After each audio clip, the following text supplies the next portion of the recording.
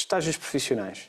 Foi uma matéria que também sofreu aqui algumas alterações que são importantes, principalmente quando para as empresas que contratam muitos estagiários. Houve 3 alterações principais com impacto. Uma, boa para os estagiários, aumentou-se o valor que é o mínimo da remuneração. Antigamente, ou antes desta alteração, o valor era fixado, que dizia que referia-se que não podia ser inferior ao IAS, ao Indexante de Apoios Sociais, que já em 2024 é de 509 euros, para passar a não poder ser inferior a 80% da retribuição mínima mensal garantida, que em 2024 equivale a 656. Por sua vez, como saberão, antes da alteração à lei, só havia a obrigatoriedade de estar abrangido por um seguro de acidentes pessoais. Passou a entidade promotora, passa a ter que ter o estagiário vamos chamar, no bolo do seguro de acidentes de trabalho, no fundo equiparando-o aos restantes trabalhadores, ficando assim também protegido, ou mais protegido, em função do seguro de acidentes de trabalho. Também passam de não estar abrangidos, salvo raríssimas especificidades, por qualquer regime de segurança social, para passar especificamente a estar sujeito ao regime geral da segurança social, sendo que há uma equiparação para estes efeitos ao regime do trabalhador por conta de ontem. No fundo, nos estágios profissionais, o que vimos com o que está aqui é uma aproximação do estágio ao regime laboral, trará, em princípio, maior protecionismo para o próprio estagiário, não deixa de ser estagiário, mas aproxima da relação laboral, vamos lhe chamar assim. Devido à informação. Como sabem, isto foi, pelo menos na nossa experiência, foi uma das coisas que nos deu mais trabalho, foi em virtude desta alteração, nós passámos a ter que informado os trabalhadores de diversa informação que, eu diria que, em média, nós não estávamos habituados a prestar nos contratos. Em alguns casos temos contratos muito extensos, mas eu diria que, em média, havia aqui muita informação que não era prestada. E, de um momento para o outro, o legislador vem dizer, não, o empregador tem que informar o trabalhador de uma série de informação, obrigatoriamente, e tem prazos para o fazer, e se não o fez, então é bom que o faça agora. Pronto. E, no fundo, os empregadores que não tinham, até ao momento, cumprido esse tipo de informação, viram-se abraços, e isto casa um bocadinho depois também com os poderes que ganha a ACT no meio desta alteração, para evitar riscos em caso de inspeção de não conseguir demonstrar que cumpriram com este tipo de informação, passam a ter que ter cumprido. Normalmente isto faz-se nos contratos de trabalho. Hoje em dia, em virtude desta alteração à lei, os nossos contratos, que em média tinham 6, 8 páginas, hoje em dia têm para aí 12. Porque temos que ter, de facto, muita informação detalhada, só para não correr o risco de, um dia, numa inspeção, chegar às mãos de um inspetor que analisa essa matéria e que venha dizer que o empregador não cumpriu. O que é que, então, passa a ser obrigatório informar? Os requisitos formais a observar pelo empregador e pelo trabalhador para a cessação do contrato. Imaginemos, por exemplo, em que prazo deve fazer a denúncia do contrato, o trabalhador. Ou também, por exemplo, o método de pagamento da retribuição, com expressa discriminação de todos os elementos constitutivos.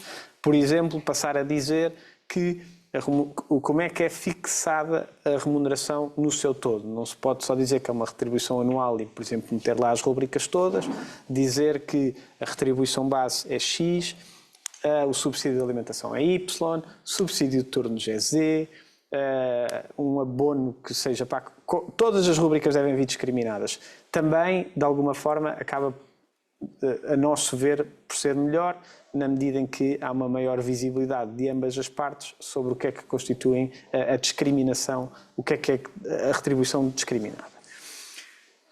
Também, por exemplo, o regime aplicável em caso de prestação de trabalho suplementar e de organização de trabalho por turnos, incluindo, neste caso, o valor da respectiva retribuição. Aqui é importante para, no fundo, o trabalhador ter visibilidade em caso de existir a prestação de trabalho suplementar, como é que será composta a sua retribuição, e também, em alguns casos, empregadores mais exigentes pedem para ter também uma discriminação sobre como é que em condições é que pode ser prestado o trabalho suplementar e o trabalho por turnos. Também a designação das entidades celebrantes de um contrato coletivo de trabalho, de qualquer instrumento de regulamentação coletiva de trabalho que seja aplicável. Aqui, obviamente, é daquelas matérias, não vejo necessidade de, se nenhum for aplicado, dizer que nenhum se aplica, até para não corrermos risco de depois ter que alterar o contrato de trabalho se algum, entretanto, for aplicado. Simplesmente não dizer nada aqui é suficiente, porque é se aplicável. Também o período experimental teve aqui grandes alterações, sendo que há uma nota especial que, na eventualidade, as partes poderiam nada dizer, achando que se aplicava o período experimental supletivo. Agora já não é assim. Caso o empregador não cumpra esta comunicação em 7 dias, contados desde a celebração do contrato, presume-se que as partes acordaram a sua exclusão. Ou seja, põe-nos aqui numa posição de quase que ter uma checklist que nos contratos tem que ter isto, porque senão o nosso cliente fica... Quer dizer, cliente que tanto pode ser o empregador como o trabalhador, por favor não me interpretem mal, é mais defeito de prática. Mas no final do dia o cuidado é que tem que estar lá sempre e obviamente se for um período experimental maior, ter o cuidado de justificar porque é que se está a pôr um período experimental maior, porque não podemos só simplesmente dizer que o período experimental é maior do que o supletivo, correndo o risco de assim considerar-se que não existe um período experimental alargado. Também o direito individual à formação contínua. Nestes casos será suficiente, não vejo que seja necessário mais do que dizer que o trabalhador terá direito a 40 horas de formação, não pôr o regime todo da formação, sob pena dos contratos ficarem ilegíveis, e isso é mau.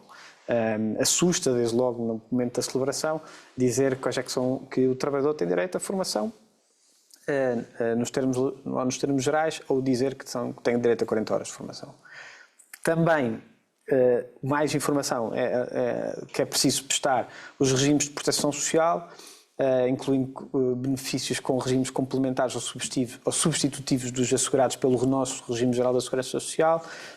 Também aqui uma menção de experiência, digo-vos que dizemos só que o trabalhador está abrangido pelo regime geral da Segurança Social, no que é o que nos acontece em grande parte dos casos. Também é importante, hoje em dia, e vamos também ver mais para a frente, porque existindo algoritmos ou outro sistema de inteligência artificial, dizer os parâmetros, os critérios, as regras e as instruções em que se baseiam os mesmos, que possam afetar a tomada de decisões sobre o acesso e manutenção de emprego, assim como as condições de trabalho, incluindo a elaboração de perfis e controle da atividade profissional. Eu confesso que não tenho visto muitos contratos com isto, porque normalmente o que acontece é que nós perguntamos, dizem que não há e esta matéria sai. Não fica lá taxativamente a dizer que não tem, mas é porque normalmente os empregadores com quem nós trabalhamos dizem não meta, porque se eu amanhã decidir mudar, então já tenho que dizer que afinal mudei. E por isso, isto aqui é uma matéria que é uma matéria nova, que nós estamos a explorar, eventualmente vamos fazer isto, prefiro que não meta para nada. Se no futuro meter, eu depois informarei por escrito os trabalhadores e cumprirei o meu dever de informação. Por isso, não temos posto que não tem. Pronto. Também é importante, e vamos ver também novamente mais para a frente, o dever de informação em caso de pressão de trabalho no estrangeiro. É preciso identificar, e normalmente também para não estender muito os contratos, antecipos por experiência que pomos num anexo. Nomeadamente, identificação do Estado ou Estados onde o trabalho deve ser prestado e a sua duração previsível. Se sabem à partida que é uma situação de destacamento, sugiro que ponham logo na minuta inicial para evitar a prolação destas minutas. De minutas contratuais, a moeda e o lugar de pagamento das prestações pecuniárias e em espécie, a possibilidade de repatriamento e respectivas condições, a retribuição legalmente prevista no estado de acolhimento, aos subsídios inerentes ao destacamento e reembolso de despesas de viagem, alimentação e alojamento, e ao site oficial do estado de acolhimento sobre o destacamento. Esta informação também é exigida e deve ser contemplada. Finalmente, também, nos casos de trabalho intermitente, é preciso prestar diversa informação. Obviamente que, nestes casos, só se houver trabalho intermitente, o número anual de horas de trabalho ou o número anual de dias de trabalho a tempo completo, a duração da prestação de trabalho de modo consecutivo ou interpolado, bem como o início e termo de cada período de trabalho ou a antecedência com que o empregador tem que informar o trabalhador. Como sabem, é um tipo de trabalho tem estas especificidades e por isso o trabalhador deve saber de antemão em que momentos em que é chamado para trabalhar. O facto da prestação de trabalho não poder ser inferior a 5 meses a tempo completo por ano, dos quais 3 meses têm que ser consecutivos, no fundo como decorre da lei, e o facto do trabalhador não estar obrigado a prestar trabalho, nem poder ser prejudicado por esse motivo em caso de incumprimento do regime da prestação de trabalho pelo trabalhador. Final, só a compensação retributiva, como acontece nos períodos de inatividade destes trabalhadores. Na prática, e eu diria que este é o slide que interessa para memorizar, porque a informação é muita e é impossível de decorar. Até ao 7º dia ou durante o primeiro mês de execução do contrato. Facilitem as vidas na medida em que ponham esta informação no contrato. Senão, depois quando são muitos trabalhadores, é difícil assegurar que este é cumprido. E mais, nós temos que guardar cópia do cumprimento do dever de informação em caso de inspeção. E não é fácil, a não ser que o nosso cliente, se for o empregador, tenha um departamento de recursos humanos ou uma contabilidade muito organizada, eles não vão guardar as cópias de tudo. E depois é um problema numa inspeção ter esta informação centralizada. E por isso, se conseguimos guardar só num contrato toda a gente guarda, mantém-se, fica arquivado. Em caso de inspeção, mostra-se ao inspetor, à inspetora, obviamente, e temos a vida facilitada. Mas se as coisas...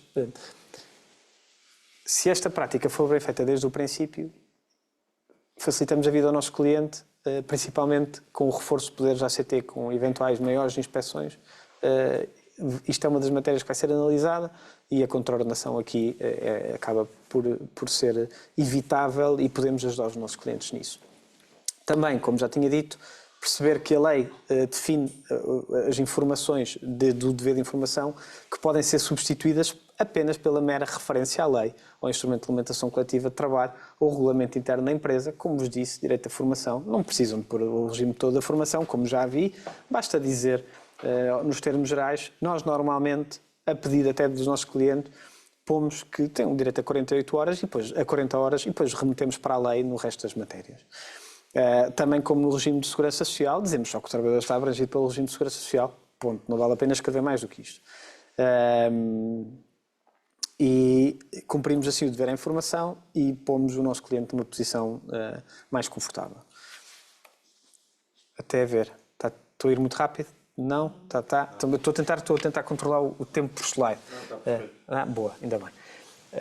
Em relação ao período experimental, como vimos e como já referi, não vou repetir, a presunção da exclusão caso o trabalhador não seja informado por escrito. Também tivemos aqui algumas alterações, nomeadamente com desempregados de longa duração e trabalhadores à procura de primeiro emprego, passou a ser reduzido ou excluído consoante a duração de anterior contrato de trabalho a termo celebrado com o empregador diferente tenha sido igual ou superior a 90 dias. Aqui gera-nos um problema, que é como é que nós sabemos? Nós recebemos, estamos a fazer um contrato, como é que nós sabemos se esta pessoa tem ou não? Ou no caso seguinte, período experimental aplicável a todos os trabalhadores passou a ser reduzido consoante a duração de estágio profissional anterior convenção positiva para a mesma atividade e para um empregador diferente. Chega-me lá uma pessoa, como é que eu sei? Nestes casos, a meu ver, deve o trabalhador declarar, pomos aquelas cláusulas, declarar de forma expressa e irrevogável que não teve, e depois, claro, replicar esta cláusula, para evitar que possamos cair nesta esparrela, porque põe-nos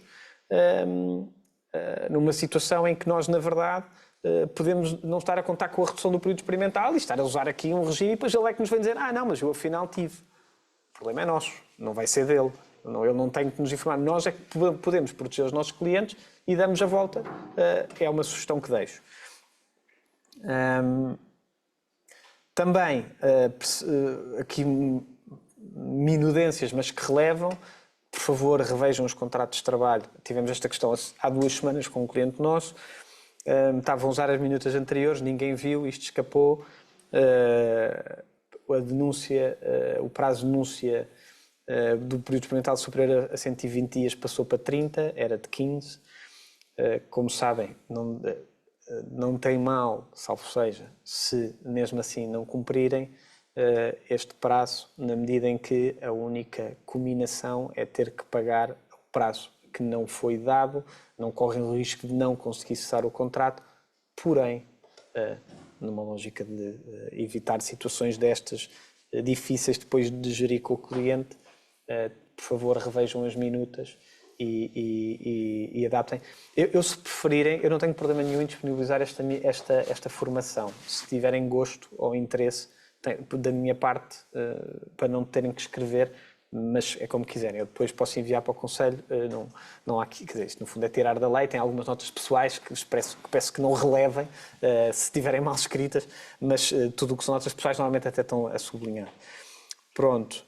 Também dizer-vos que a denúncia do contrato de trabalho pelo empregador no período experimental de trabalhador-cuidador passa a depender de comunicação à CIT sob pena de contraordenação. Vemos também aqui há um aumento dos deveres de informação e de comunicação a outras entidades. Mais uma vez, estão a dar a onerar cada vez mais os empregadores. A denúncia de contrato de trabalho pelo empregador no período experimental de contrato de trabalho à procura de primeiro emprego e desemprego de longa duração também tem que ser comunicada à ACT nos 15 dias posteriores a estas sob pena de contraordenação, mais uma obrigação para o empregador. E também havia já aqui um entendimento que está em linha com a jurisprudência dominante, não é que isto seja propriamente uma novidade, mas passou-se agora sim, de forma expressa na lei, prever a aplicação do Instituto do Abuso de Direito ao período experimental, com consequência aplicação em caso de denúncia abusiva do regime do despedimento ilícito. Não estava na lei, a jurisprudência já era relativamente uniforme nisto, agora é de lei. Contratos a termo. Uma norma que, a meu ver, já fazia algum sentido e que nós até já, por acaso, já tínhamos colocado em alguns contratos, passa-se a exigir a menção expressa à duração previsível do contrato de trabalho a termo incerto. Como é óbvio, normalmente nós não sabemos, não é? É por isso é que é em termo incerto. Os próprios clientes muitas vezes não nos sabem dizer, principalmente se for do setor da construção, dizem isto tanto pode demorar 2 anos como pode demorar 6, quer dizer, you never know. Mas, em qualquer caso, agora estamos obrigados. É um bocado um exercício teórico, temos que, obviamente, não podemos decidir pelo cliente, dizemos ao cliente que se atravesse, para não sermos nós. Também uma norma que, finalmente, isto já se fala há vários anos, mas, enfim, só agora é que tem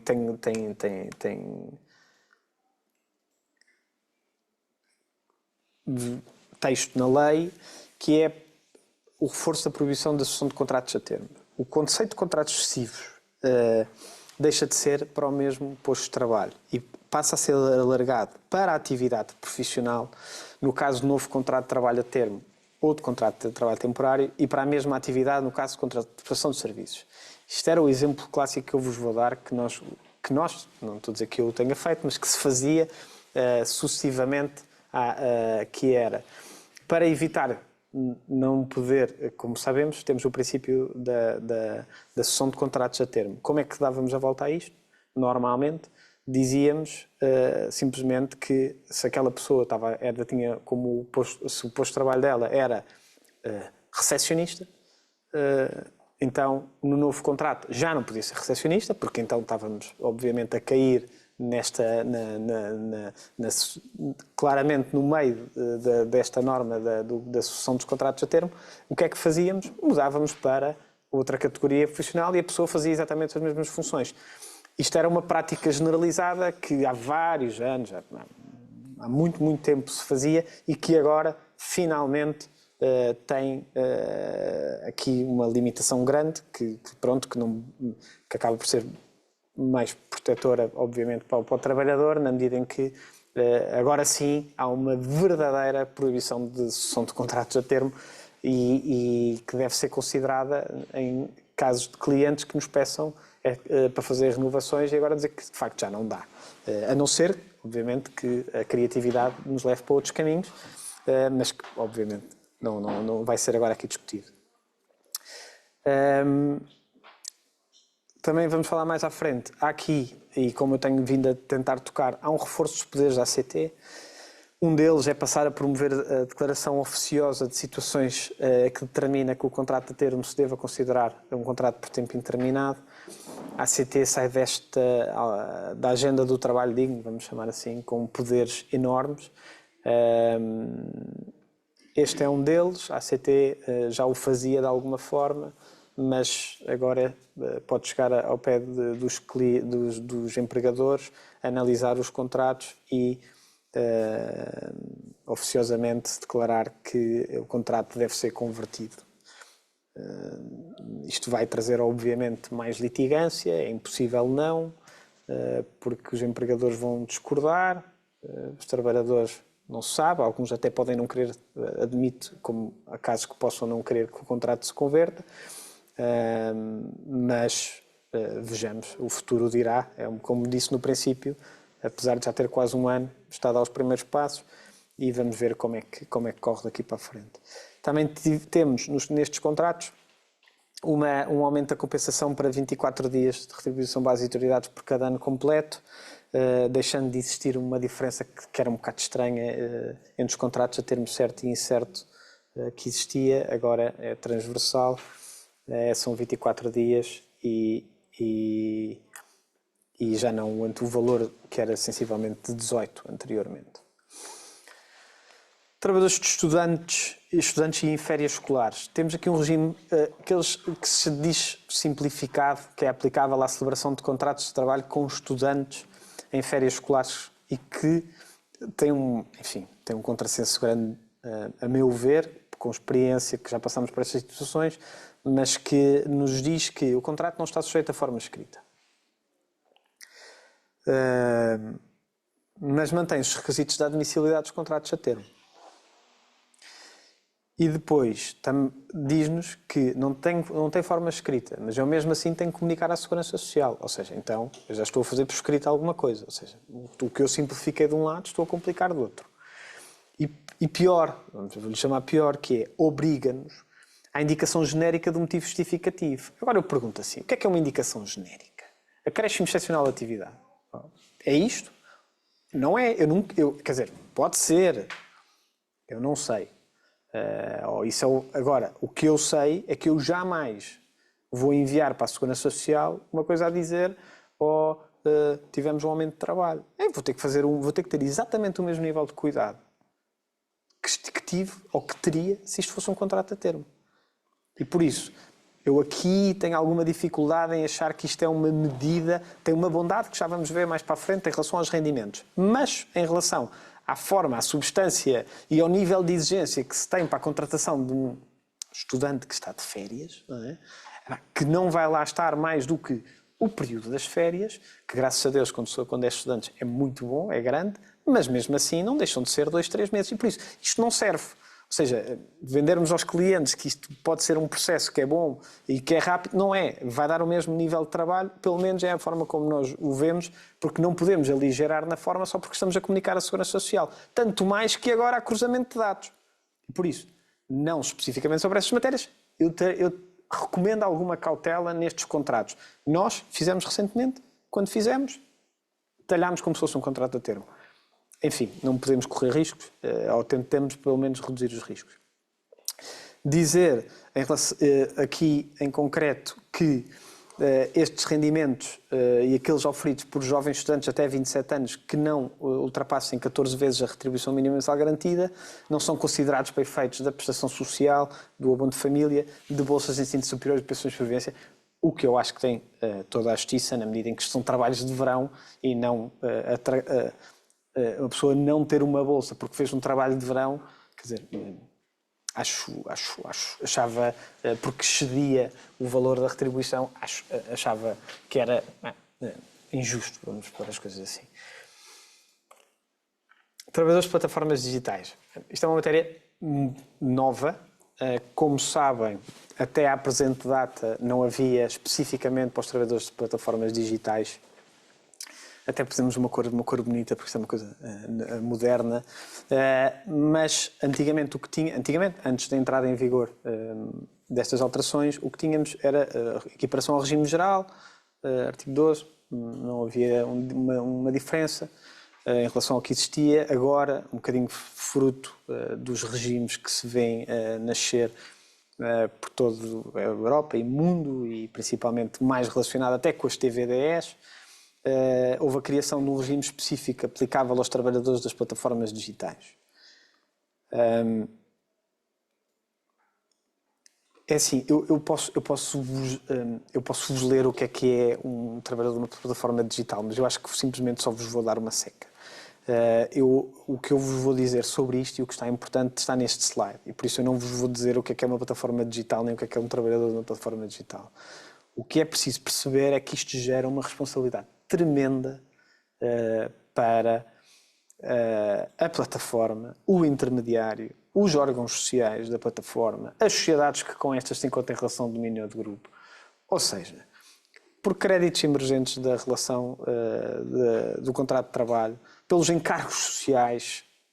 Não se esqueçam que estas pessoas estão muitas vezes como independentes, não é? Basta pensar nos casos das TVDEs, como independentes. Agora, de um momento para o outro, são condenados na conversão do contrato de trabalho. Quem é que vai pagar as contribuições? Pagamentos contra ordenações. É uma matéria muito pesada. Não houve tempo, obviamente, para densificar. Estão agora a entrar milhares de ações nos tribunais nacionais.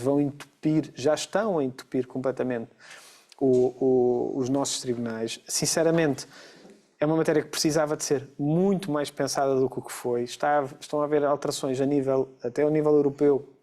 Estão a haver discussões muito profundas sobre esta matéria.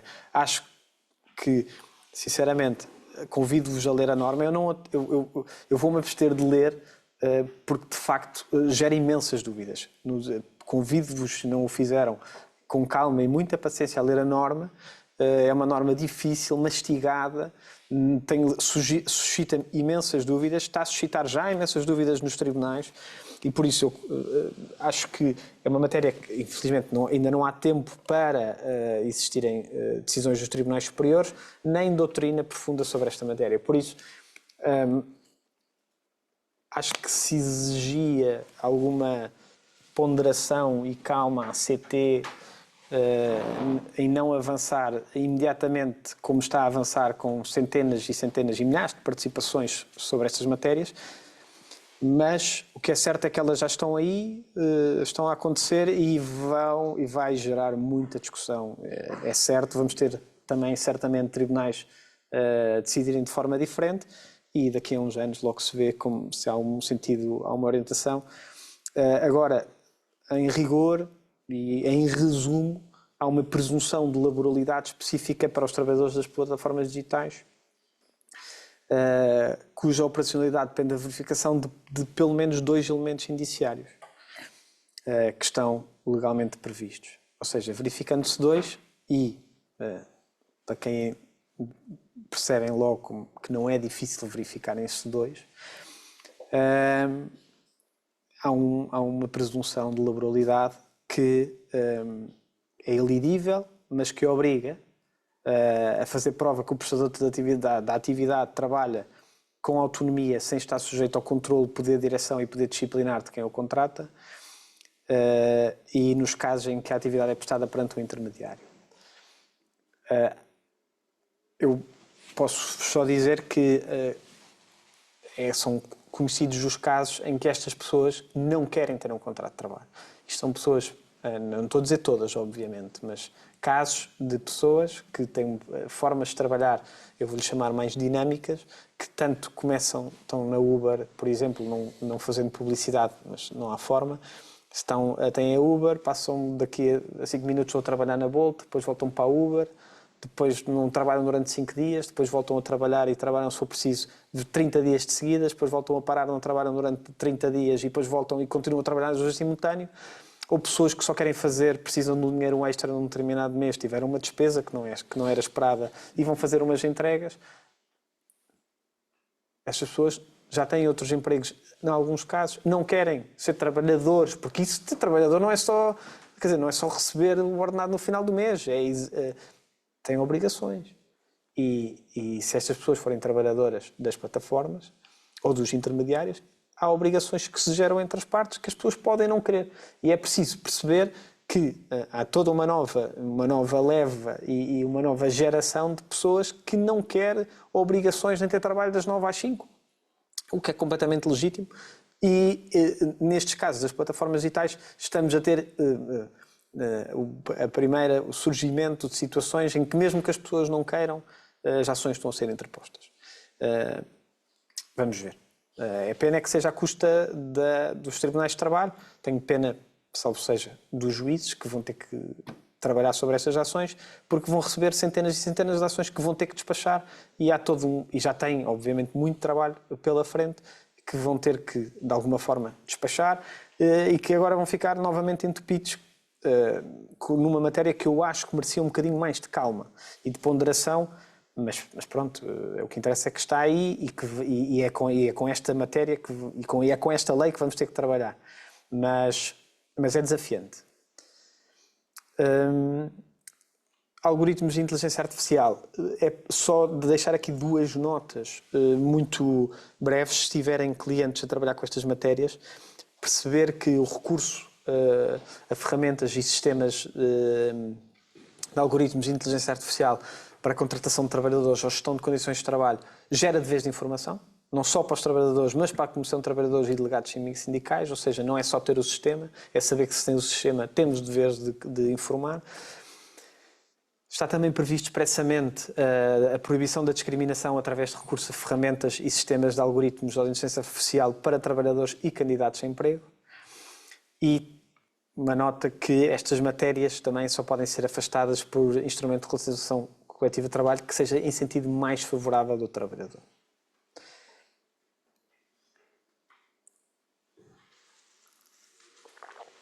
Outra das grandes alterações que agora tivemos tem a ver com os trabalhadores independentes, economicamente dependentes. Isto, quer dizer, não é uma matéria nova, obviamente, mas o que é novo é que trabalhadores em situação de dependência económica passam a poder beneficiar, vamos chamar assim, porque, e já vou explicar porquê, de certas normas do Código de Trabalho. Obviamente, perceber quem é que está em dependência económica, o prestador de trabalho, que seja pessoa singular, que preste diretamente e sem intervenção de terceiros uma atividade para o mesmo beneficiário, ou seja, sem um intermediário, neste caso, e que dele obtenha mais de 50% do produto da sua atividade como trabalhador independente. Sendo que, neste caso, mais uma vez, há aqui uma extensão do que é o conceito do beneficiário. Há um único beneficiário se as sociedades para as quais pessoas estiverem numa relação de participações recíprocas, de domínio ou de grupo, ou tenham estruturas organizativas comuns, para evitar casos em que a pessoa trabalha para várias empresas, mas pertence tudo, vamos chamar, ao mesmo grupo, usando uma designação mais chavão. E nestes casos, a verificar-se o que é que acontece que o trabalhador pode ser considerado em situação de dependência económica. Agora, este regime não tem uma aplicação automática, ou seja, não é pelo facto disto acontecer, de se verificar que há prestação de trabalho nestas situações, que automaticamente fica a beneficiar das normas laborais. Depende de uma declaração escrita do próprio ao beneficiário da atividade, acompanhado de documentos que comprovem que mais de 50% do produto da sua atividade foram prestadas àquele beneficiário da atividade. Ou seja, e aqui, a meu ver bem, não é uma matéria automática, porque isto era ingerível, obviamente. Temos apenas que depende do próprio comunicar ao empregador e depois o empregador analisa se de facto 50% do produto da atividade foi prestado ou não. E obviamente que isto é palpável através de declarações de IRS e informação extraível online do Portal das Finanças, não é uma matéria, isto não tem especial complexidade esta demonstração. Mas que direitos é que passam estas pessoas a ter? Desde logo, uma aplicação, o que eu disse que era uma norma aqui bastante inovadora, a aplicação de instrumentos de regulamentação coletiva de trabalho negociais, que sejam relativas ao setor da atividade, setor profissional e setor geográfico, e também se passa a prever aqui uma possibilidade de o prestador de serviços se poder substituir temporariamente por um terceiro. em casos relacionados com parentalidade, vamos chamar assim, nascimento, adoção ou assistência a filho ou neto, amamentação ou alimentação, interrupção voluntária ou risco clínico durante a gravidez. No fundo, nestes casos, é admissível que é um bocadinho, normalmente, até agora era quase contra a natura, não é? Como tínhamos um trabalhador independente, ele não se podia substituir porque estávamos a contratar a pessoa. Agora não, estamos a contratar de acordo com a atividade, e a atividade tanto pode ser prestada por este como por um terceiro, e por isso admite que isto é possível. Também passam a ter direitos de representação e negociação coletiva, através de representação dos seus interesses por associação sindical, a negociação de IRCTs negociais, através das negociações sindicais, a aplicação, como vimos, de IRCTs negociais já existentes, a extensão administrativa do regime de uma convenção coletiva ou de uma decisão arbitral e a possibilidade da escolha da convenção coletiva de trabalho aplicável. Ou seja, quando os vossos clientes, que são empregadores, receberem esta comunicação, têm que passar a perceber que ela gera todo um conjunto de direitos que estes trabalhadores passam a beneficiar e que não podem, obviamente, ser negados e vão beneficiar destas condições. Tentando ir rápido, porque o tempo é curto, teletrabalho, houve um alargamento do teletrabalho, houve aqui algumas alterações também, foi alargado o direito ao teletrabalho aos trabalhadores com filhos que, independentemente da sua idade, tenham deficiência, doença crónica ou doença oncológica, que com estes vivam em comunhão de mesa e de habitação, quando o teletrabalho seja compatível com a atividade desempenhada e o empregador disponha de recursos para o efeito. Uma matéria que foi muito discutida, até porque aqui andou mal o governo a demorar tanto tempo a libertar, vamos chamar assim, a portaria. Todos passámos pela angústia de ter clientes a pedir-nos, a perguntar-nos como é que faziam em relação às despesas, quanto é que deviam pagar, se nós sabíamos quais eram os limites, o que é que nos recomendavam fazer, e nós, obviamente, mãos atadas, se disséssemos 20 euros, ou era 1 euro. Quer dizer, na verdade, depois vimos que era 1 euro por dia, mas quer dizer, de grosso modo, mas ninguém sabia. E o governo, enfim, demorou um bocadinho mais do que o esperado, mas finalmente acabou por sair a portaria. É importante percebermos que deve ser fixado no próprio acordo de teletrabalho o valor da compensação devida pelas despesas adicionais, e não sendo fixado um valor fixo neste caso, devem ser consideradas todas as despesas de aquisição de bens ou serviços que o trabalhador não dispunha antes da celebração do acordo e as que resultem da comparação com o último mês de trabalho em regime presencial. Esta compensação é um custo, ou seja, é dedutível, não é? Que isto é que é o atrativo para os empregadores, e não constitui rendimento do trabalhador, o que também é atrativo para os trabalhadores, desde que não se ultrapasse os valores definidos pela portaria 292 já de 2023. Aqui, só para dar uma nota que na parentalidade e na adoção facilitou-se aqui uma matéria. Contar em semanas não é fácil, contar em dias é muito mais fácil. Passou-se a contar em dias. As anteriores 6 semanas na licença parental exclusiva da mãe passam agora a ser considerados 42 dias. Não era fácil de vez em quando contar a semana e suscitava muitas dúvidas aos departamentos de recursos humanos. Igualmente, na licença parental exclusiva do pai, são contabilizados dias corridos, ou seja, tínhamos anteriormente os dias úteis, que eram os 20 e agora são considerados os 28 seguidos, sendo que os 5 dias úteis também a ser gozados com a mãe passam a ser 7 dias de calendário. Acima de tudo, acho que facilita-se a quem tem que fazer estas contas. Na licença parental inicial foi prevista a possibilidade de, após o gozo de 120 dias consecutivos de licença, os pais poderem acumular os restantes dias de licença com o trabalho a tempo parcial, equivalente a metade do período normal de trabalho, e na licença parental complementar a inclusão de uma nova modalidade, que é a prestação de trabalho a tempo parcial, equivalente a metade do período normal de trabalho durante 3 meses, desde que exercida na totalidade por cada um dos progenitores. Pronto, também aqui foi prevista uma dispensa no âmbito dos processos de adoção e acolhimento familiar. No fundo, há uma dispensa de trabalho para as situações de avaliações ou cumprimento das obrigações de procedimentos a candidatos de adoção ou família de acolhimento. No fundo, veio-se, de alguma forma, proteger também as situações de adoção e de acolhimento familiar. E os candidatos a adotante ou família de acolhimento passam a ter direito não só à licença parental exclusiva do pai, mas a gozar também de 30 dias de licença parental inicial no período de transição e acompanhamento, mais, sendo adoções múltiplas, um acréscimo de 2 dias por cada adoção para além da primeira. No fundo, uma vez mais, a adoção a merecer aqui uma especial proteção do legislador, a meu ver, bem, porque estava, de alguma forma, fora deste radar e merecia ser trazido para este universo. Em relação ao trabalhador cuidador, há aqui um novo estatuto, é uma matéria nova. O trabalhador cuidador é aquele a quem tenha sido reconhecido o estatuto de cuidador informal no principal, nos termos da lei que já é aplicável a essas matérias, mediante a apresentação do comprovativo de que se tem esta categoria. O que é que isto confere? É um direito a uma licença anual de 5 dias úteis consecutivos. Também confere o direito a trabalho a tempo parcial, por um período equivalente a metade do período normal de trabalho, de modo consecutivo ou interpolado, pelo período máximo de 4 anos, diariamente, de manhã ou de tarde, em 3 dias por semana. E também confere o direito a trabalhar em regime de horário flexível, no fundo, a trazer-se flexibilidade para os trabalhadores que têm este estatuto.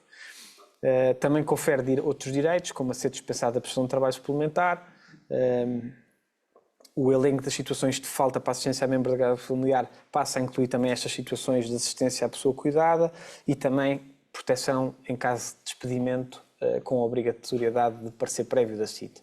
Uma vez mais, proteger, alargar ao trabalhador cuidador o protecionismo que já era dado em trabalhadores em situações análogas. Adaptabilidade, um bocadinho a casar com esta matéria, mas vocacionado para a adaptabilidade de bancos de horas, ou seja, mecanismos de flexibilidade. O que vimos é que há um alargamento dos casos em que os trabalhadores estão excluídos da prestação de trabalho em regime de adaptabilidade e de banco de horas, nomeadamente quem tenha filhos, independentemente da idade, que tenha uma deficiência ou doença crónica, e quem tenha filhos entre 3 e 6 anos e que apresentem uma declaração a dizer que o outro progenitor está inabilitado a prestar assistência. Também neste caso, uma vez mais, proteger os trabalhadores que estão em situações mais difíceis na sua vida. Nas faltas e nas doenças, temos uma falta por luto gestacional de até 3 dias consecutivos, para os casos de interrupção da gravidez aplicável a mães que não gozem da licença por interrupção da gravidez e pais cuja mãe goze da licença por interrupção da gravidez ou da falta por luto gestacional. Também temos um alargamento das faltas por falecimento de cônjuge, parente ou afim, para até 20 dias consecutivos, eram 5, é um alargamento significativo, para o cônjuge não separado de pessoas e bens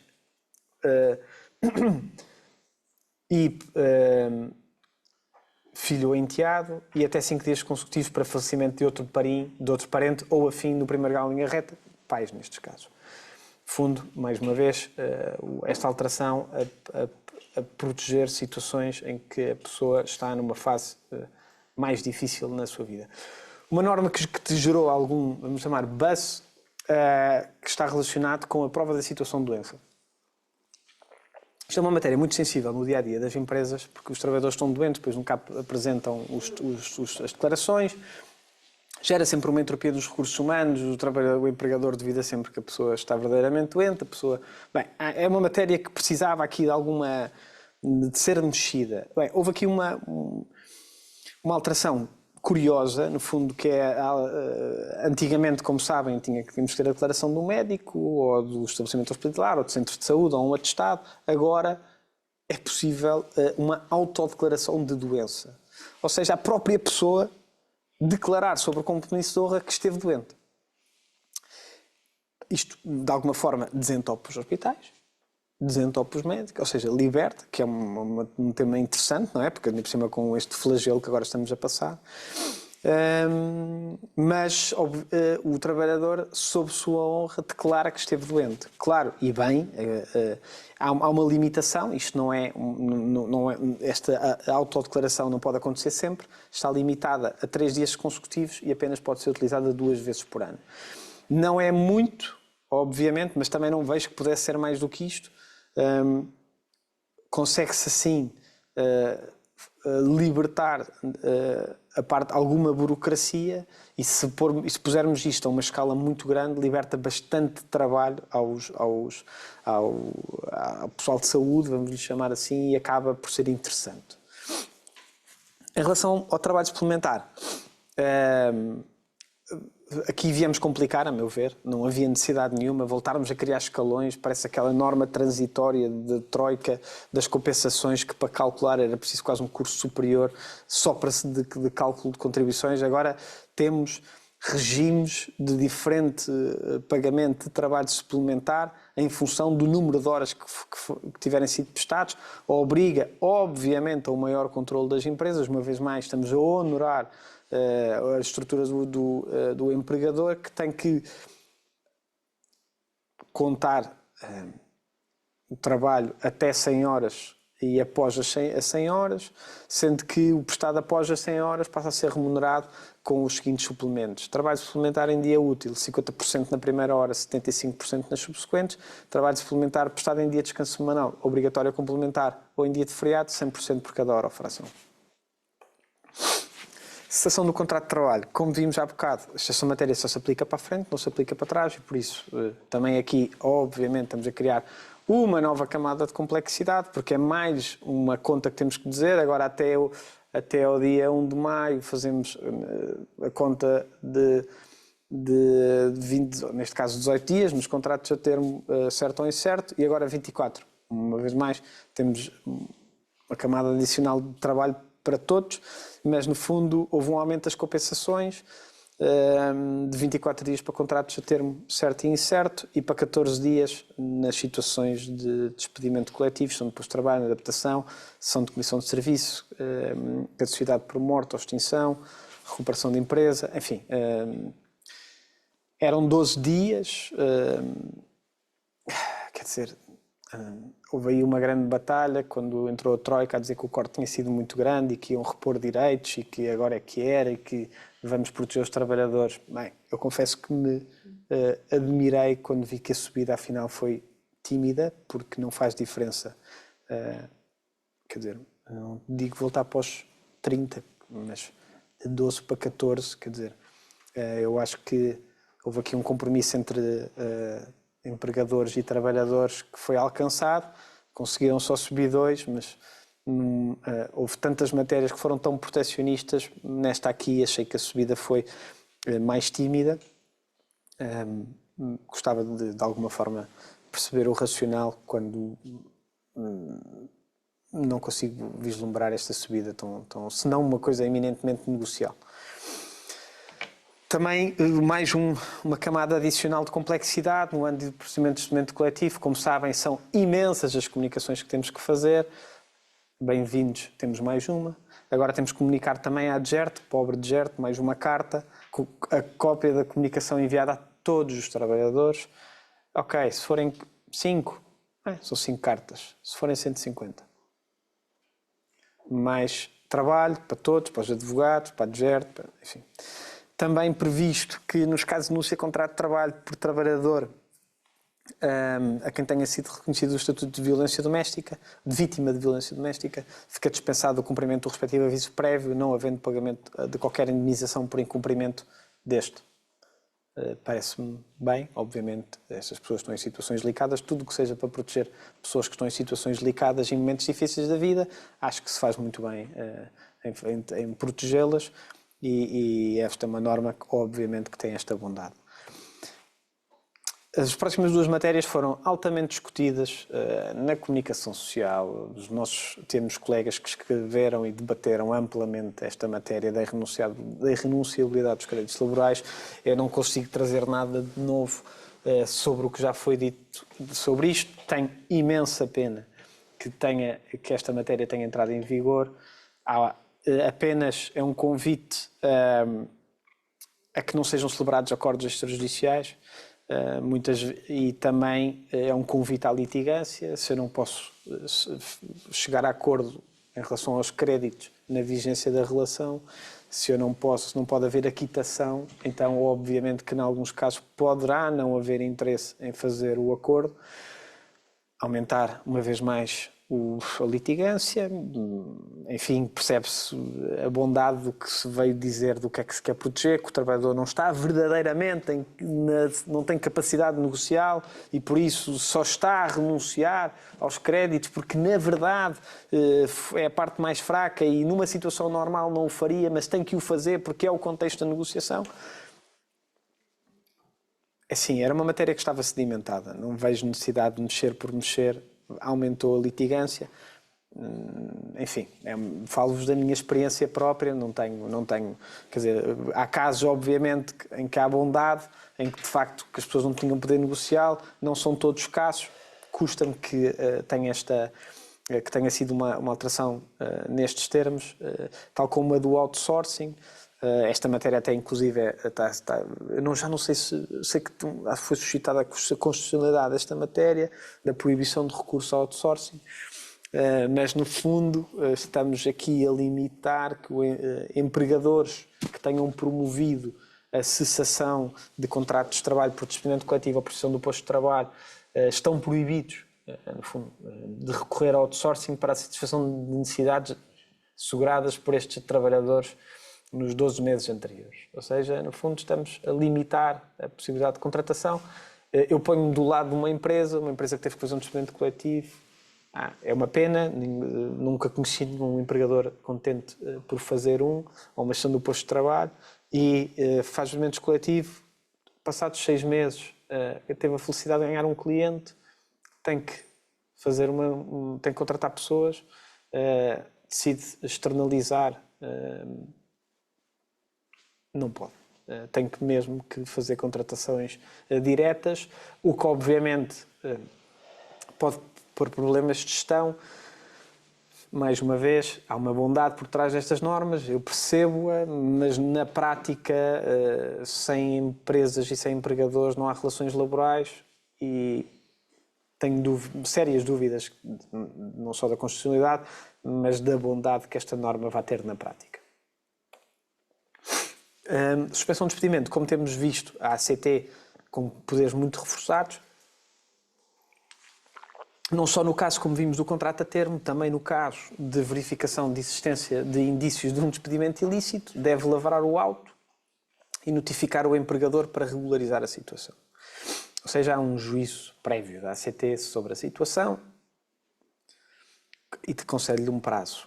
Se o empregador nada fizer, a ACT 5 dias participa ao Ministério Público e o Ministério Público tem que instaurar o procedimento.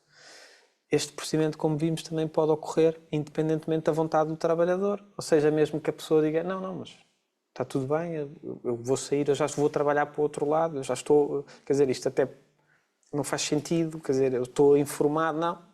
Vai haver ação, independentemente. Se a ação tiver precedência, o trabalhador até acabar por ser, imaginem, reintegrado, e se já tiver noutro trabalho, não sei. Gera muitas questões, mas, enfim... É a realidade que temos nos dias de hoje e é com ela que trabalhamos.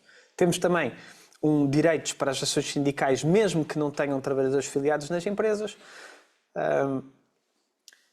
Devem dispor as empresas de um local apropriado ao exercício das suas funções na empresa ou estabelecimento com mais de 150 trabalhadores, mesmo que os trabalhadores não tenham trabalhadores filiados. Agora tem que ter uma sala que está parada para estas situações. Enfim, tenho as minhas dúvidas.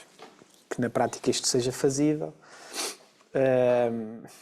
Tenho direito a proceder à fixação e distribuição de informação sindical na empresa e em participar em reuniões dos trabalhadores no local de trabalho. Empresas com menos de 50 trabalhadores sindicalizados, a reunião dos trabalhadores no local de trabalho passa a poder ser convocada unicamente pelo delegado sindical. Comunicações obrigatórias. Há também aqui maiores obrigações e penalizações. Comunicação de admissão de trabalhadores à Segurança Social. Caso não sejam cumpridos os prazos, passa-se a presumir que o trabalhador iniciou a prestação de trabalho no primeiro dia do 12º mês anterior à da verificação do incumprimento e constitui um crime a falta de comunicação à Segurança Social no prazo de 6 meses, com pena de prisão até 3 anos. A ACT passa a ser notificada também oficiosamente da admissão de trabalhadores estrangeiros ou apátridas ou da cessação dos respectivos contratos, sempre que tal seja comunicada à Segurança Social, sem necessidade de posterior comunicação do empregador. Ou seja, há aqui, e como vemos que vai casar com o slide a seguir, intercomunicação de dados, ou seja, neste momento, usava-se a expressão que acho que hoje em dia tem, apesar de estar a ficar um bocado fora de moda, o verdadeiro Big Brother, ou seja, hoje em dia há de facto e passa a haver comunicação entre as diferentes instituições, ACT, Segurança Social, AT, Instituto de Registro e Notariados, Fundo de Garantia e Compensação de Trabalho, Fundo de Compensação de Trabalho, passam a comunicar com a ACT diretamente, fluxos de dados em direto, sobre combate à precariedade, depois igualdade e não discriminação, organização, duração e retribuição de tempos de trabalho, regularidade das relações laborais e segurança e saúde no trabalho. Tudo. Isto é um chavão para tudo. Hoje em dia há comunicação entre todas as instituições. Pode ter coisas boas. Fluxos de informação internos são mais rápidos, menos pessoas, menos intervenção. Resta saber, é para ser usado para fins que, de facto, promovam proteção das pessoas, promovam elevação das condições de emprego, ou se vamos usar esta informação para abrir uma caça às bruxas e começar, de um momento para o outro, a investigar tudo o que é a situação, quer tenha algum nexo ou fundamento ou não. Vejamos, vamos ver. O que eu acho é que, obviamente, e é o que se tem visto, é que vai aumentar também, necessariamente, as inspeções e as consequentes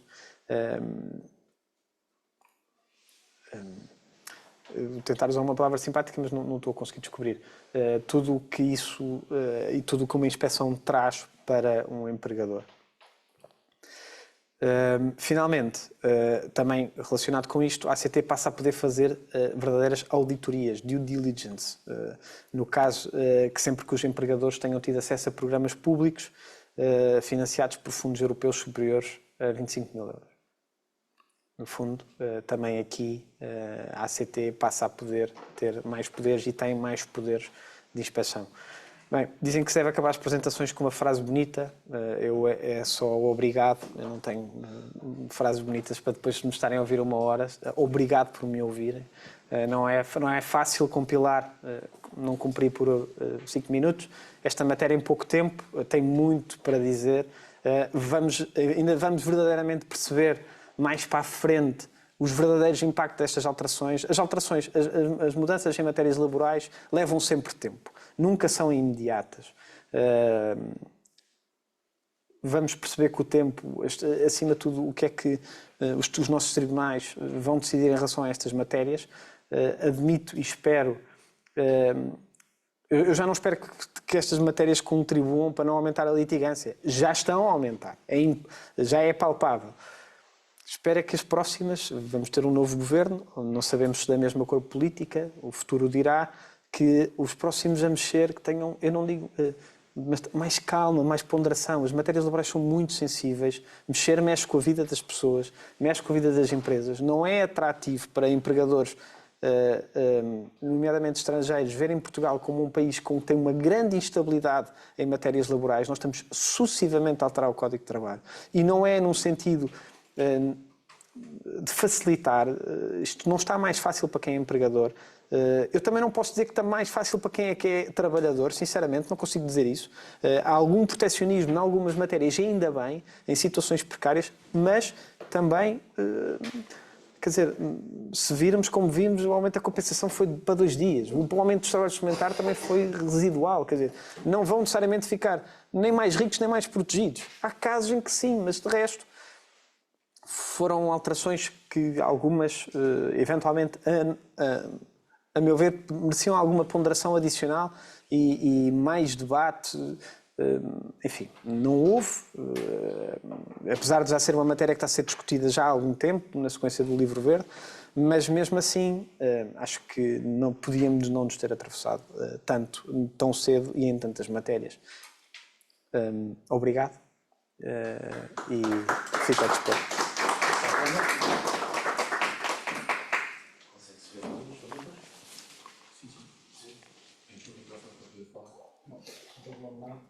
Não online.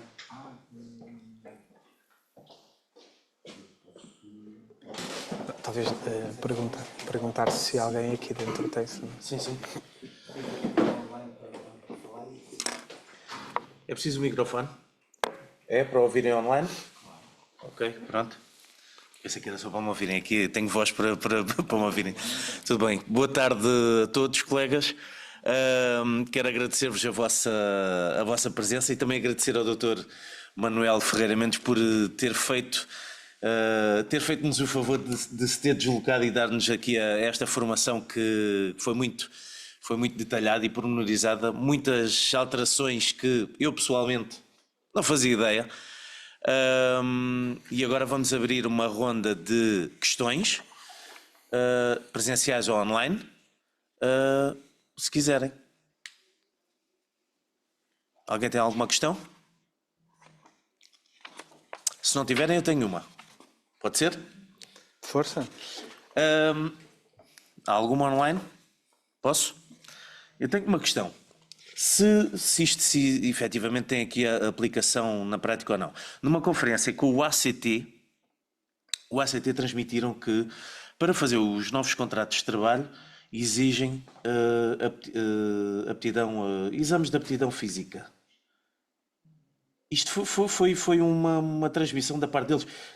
Apesar de, durante o contrato, ter que haver esses testes também de aptidão, eles dizem que para celebrar o contrato é necessário. O que é que o doutor acha disto?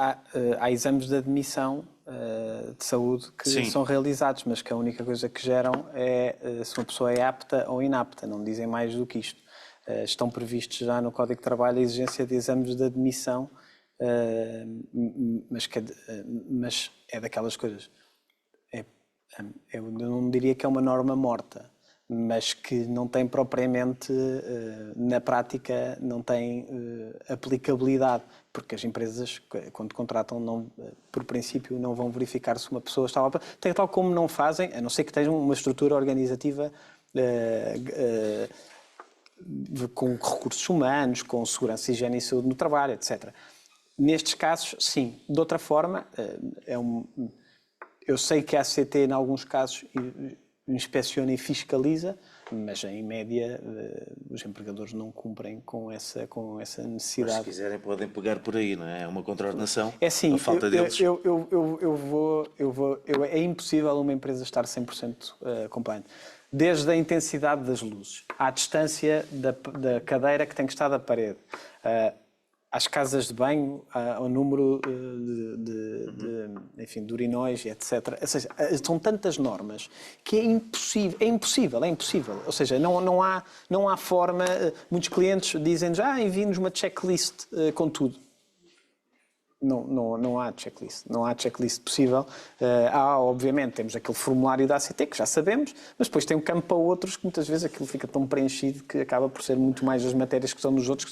Há matérias que são transversais, há outras que não. O que eu digo sempre às empresas fazemos uma pequena, como a ACT pode fazer, uma pequena due diligence inicial, vemos as principais matérias que são alvo de inspeção e depois, com o tempo, nós vamos vos ajudando e vamos vos formando no que são as matérias principais que devem cumprir. Agora, a ACT tem sempre por onde pegar e ainda bem, porque assim, vamos ver.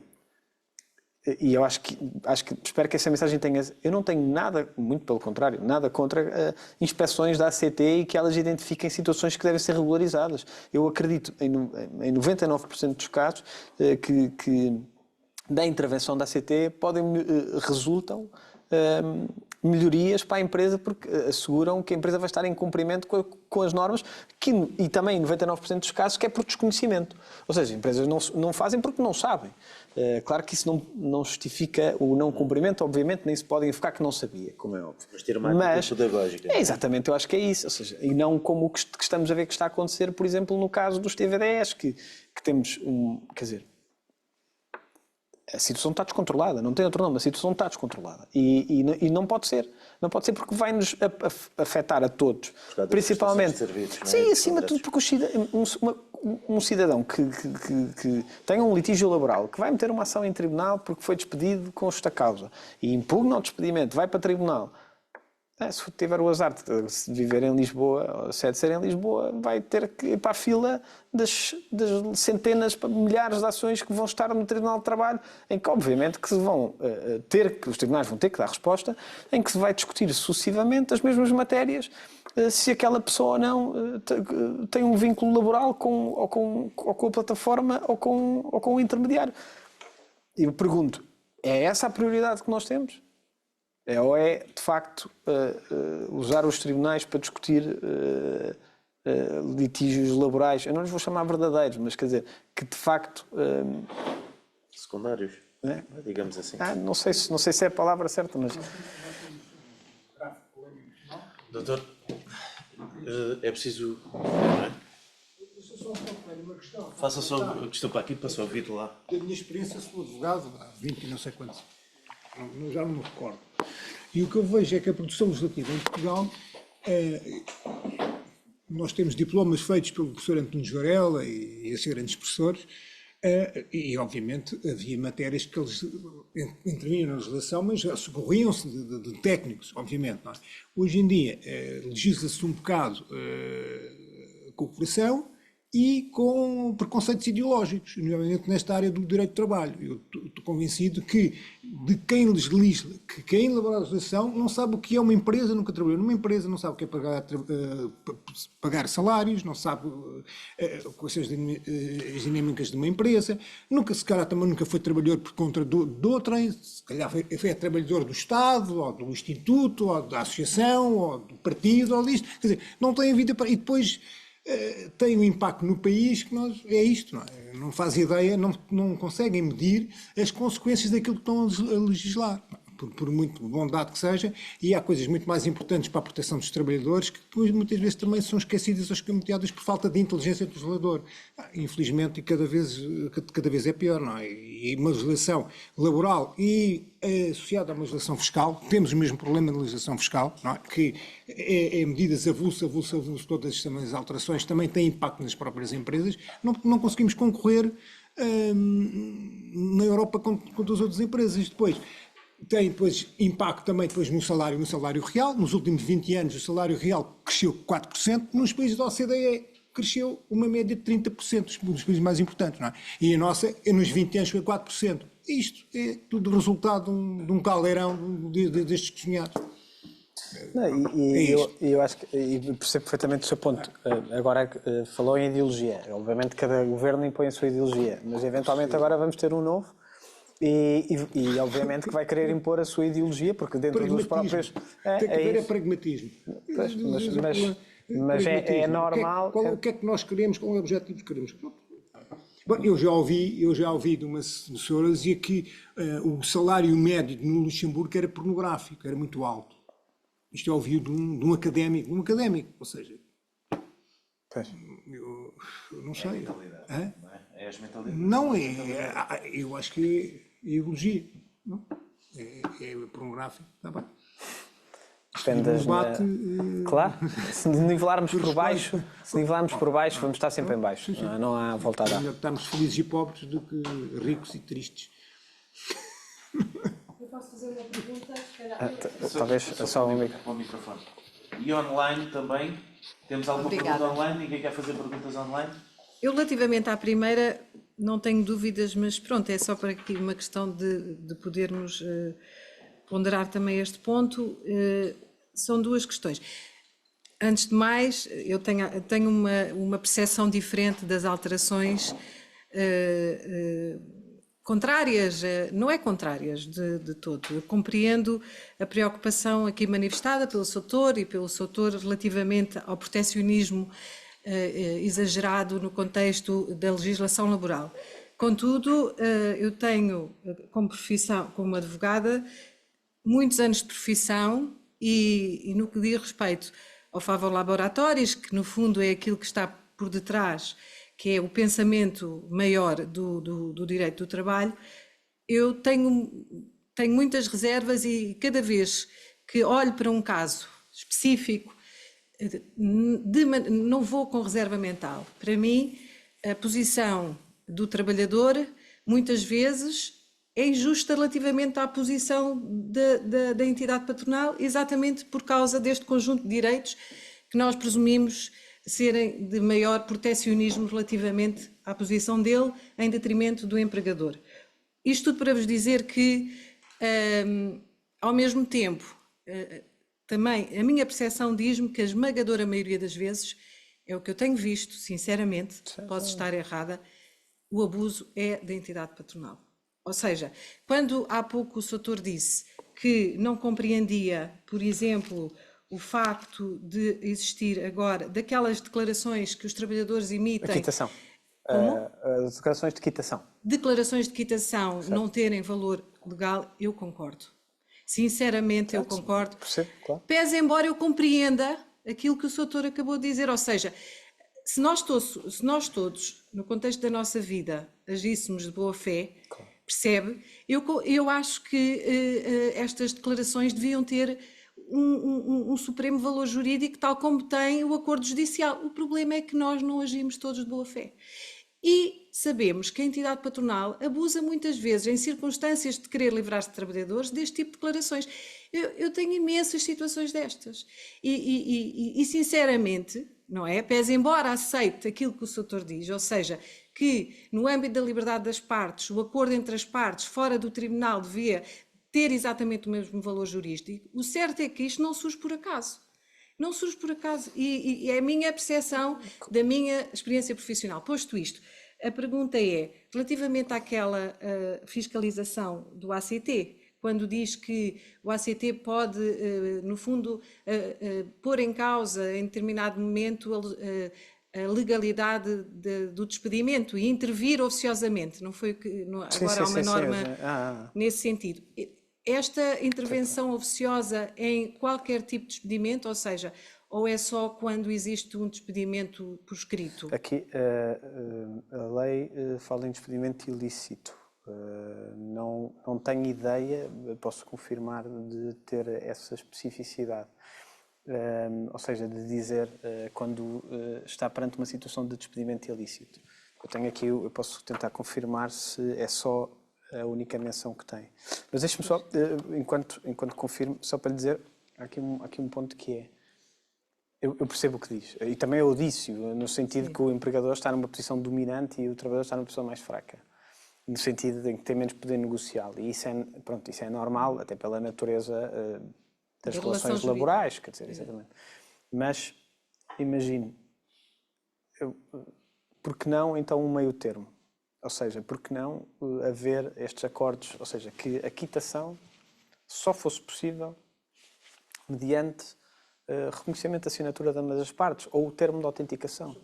Por que não? Eu tinha uma ideia muito mais brilhante, entre aspas. Claro, não, mas diga. Intervenção de advogado.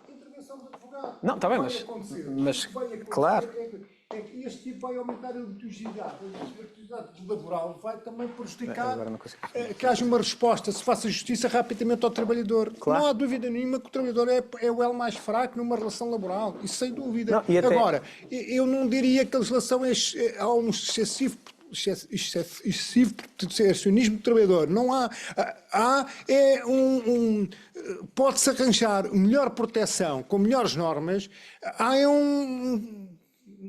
Quer-se criar essa proteção e depois acaba-se por não ter eficácia prática.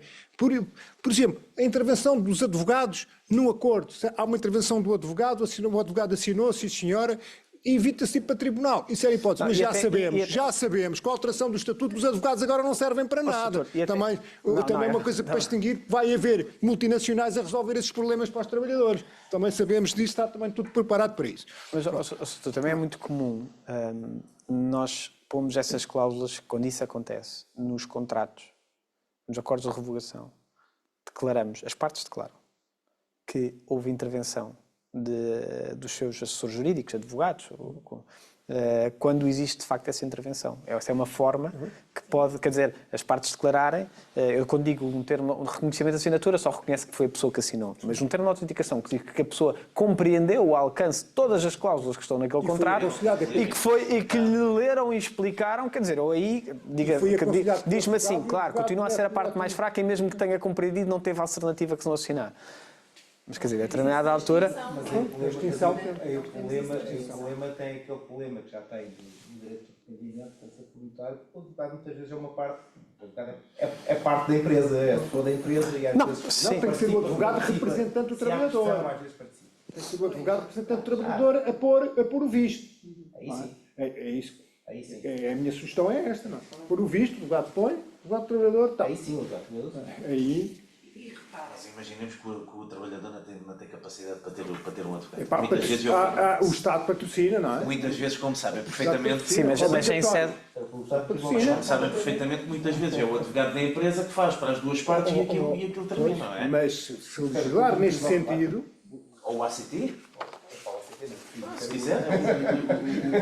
A intervenção, já que intervém em quase tudo, também Há pode. uma série de legislação. Eu estava a falar da questão de higiene e segurança do trabalho. Uma vez licenciei uma indústria, foram 20 vistorias da inspeção do ACT de trabalho por causa era a toalha que não tinha as dimensões nos balneários dos trabalhadores, faltava, não podia haver sabão, o sabão líquido. Bom, era coisas diabólicas. Mas isso estamos a falar da relação jurídica entre a entidade patronal e o trabalhador. Estamos a falar de... Não, estamos a das exigências. Das exigências que é para as empresas trabalharem em Portugal. É uma coisa...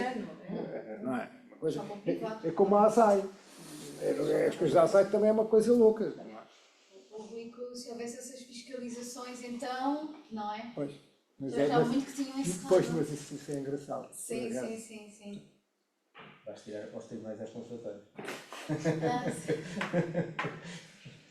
Há mais questões? Eu tenho uma Tem? questão Então, de para o microfone, se faz favor. Obrigada. Bem, queria começar por agradecer ao Conselho Regional de Faro, às delegações. O meu nome é Luna, eu sou advogada em Albufeira.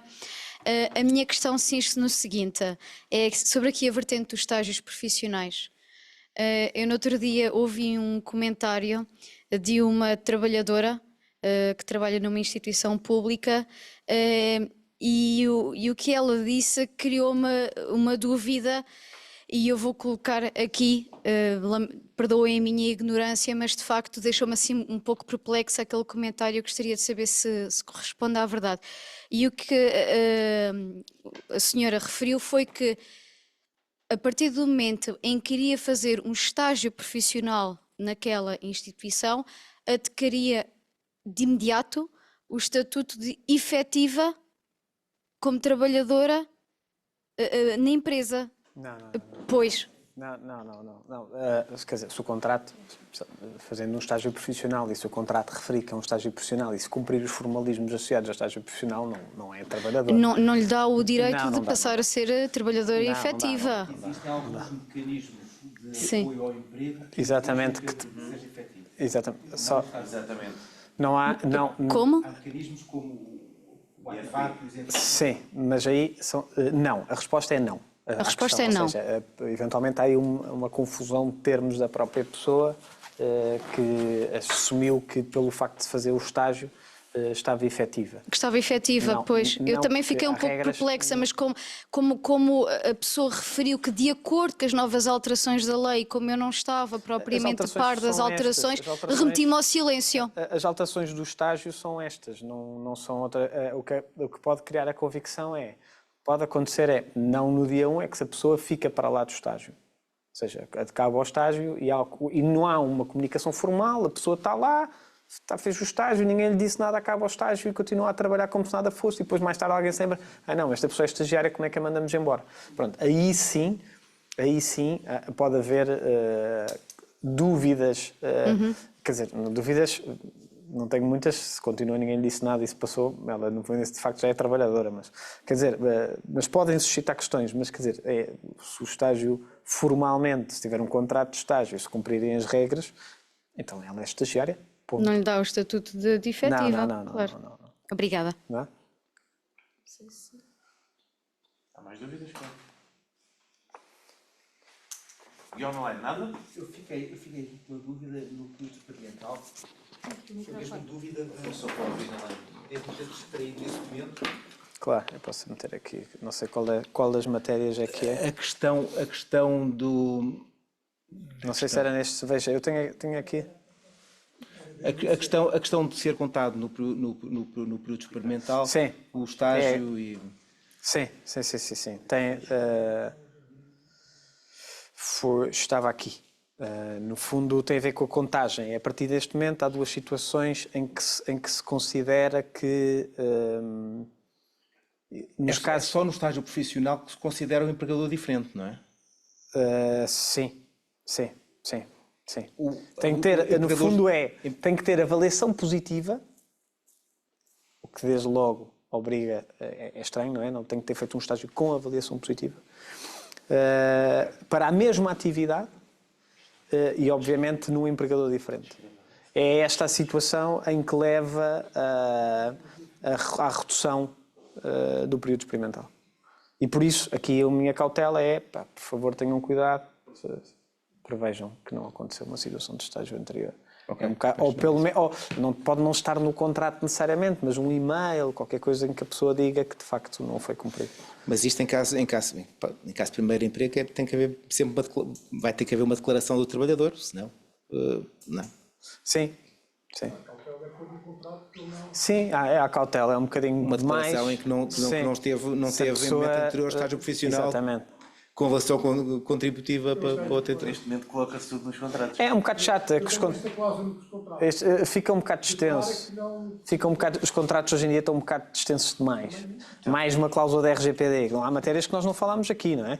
Cláusulas da RGPD, confidencialidade, notificações, tribunais. Meu Deus. Bom, imaginemos agora que os contratos de trabalho feitos por contabilistas. Não, pois. E esses contabilistas têm esta formação que nós temos agora? Isso é problema deles. Eles não podem fazer contratos de trabalho, isso é problema deles. Os contabilistas têm a minuta do advogado quando a apanharem. Porque depois apanham a minuta do advogado. Mas há muitos jovens contratos de trabalho que acho que Eu vejo muitos que era bom que eles tivessem uma minuta de um advogado, pelo menos isso, que são tão maus. Mas o que acontece muitas vezes é isso. Contrata o advogado e vejam-nos lá aqui os contratos de trabalho, etc. Depois aí, a partir daí é um churrilho deles, é tudo igual para cada um, só muda ali as categorias, juntando com o contrato coletivo, etc. Não é? mais assinaturas. A parte dos contabilistas que eu conheci não fazem, nem querem a responsabilidade sobre o contrato. Já conheci também, mas conheço também outra Mas é que parte. já tem tido... Conheço as duas partes também. Apertos, não é? Pois. Cada vez há mais contabilistas que preferem não se meter nisso. Os que são responsáveis. Nós quando têm avanças com os contabilistas, aproveitam e pedem os contabilistas para vais fazer encerrar. os contratos. Estava a ver se online, não é? O contabilista agora já não quer fazer contratos. Ok, as situações quase todas que eu tenho do Tribunal de Trabalho vêm de contratos de trabalho feitos. Nada online? Colegas online podem fazer perguntas. Não se acanhem. Quando o problema surge, o advogado depois já é chamado. Bom, se quiser, depois mandem por e-mail. Se houver alguma coisa que eu possa ajudar. Podemos encerrar? Sim. Sim? Tem mais alguma pergunta, colegas? Não? Podemos encerrar? Online não há mesmo questões nenhumas? Não, há aqui uma pergunta sobre a disponibilização do slide, mas o Manuel já tinha... Sim. Eu já, aliás, já enviei quando foi para passar a apresentação, Ok. por isso podem disponibilizar. Vai ser disponibilizado. Os slides vão ser disponibilizados. De qualquer forma, qualquer forma, a formação fica no canal do YouTube do Conselho Regional. Portanto, quem quiser direto online e ir ouvir mais tarde para tirar dúvidas. Exatamente. Claro. Está? Colegas, os slides, repetindo, vão ser disponibilizados, vão ser enviados aqui para o Conselho Regional, porque estão bastante elucidativos e dá para ter assim uma ideia geral das alterações. Vamos encerrar. Agradecer novamente ao Dr. Manuel Ferreira Mendes por ter-nos dado o seu tempo e o seu conhecimento aqui para aprendermos. Eu pelo menos aprendi bastante e isso é impagável, não é? E agradecemos também aos colegas aqui presentes, aos colegas online, fazer um apelo para estarem de forma presencial, porque o presencial também tem muito valor e também para os formadores dá outro ânimo. É um apelo que se faz para as futuras formações que vamos ter. Estejam atentos porque vamos ter também uma formação de arrendamento no final do mês. Em fevereiro vamos ter dia 25 de arrendamento. Ainda não está divulgado, mas dia 2 de fevereiro vamos ter de fiscal, bastante interessante. E dia 16 de fevereiro vamos ter de branqueamento de capitais. Vão receber estas informações por e-mail, ainda não estão divulgadas, mas quem esteve a assistir tem já a informação em primeira mão, é uma informação privilegiada. Agradecer novamente a vossa presença online e de forma aqui presencial. Tenham um bom fim de semana e obrigado por estarem aqui uma sexta-feira e vão aparecendo porque nós vamos fazendo mais formações. Muito obrigado a todos e obrigado mais uma vez ao nosso formador. Obrigado.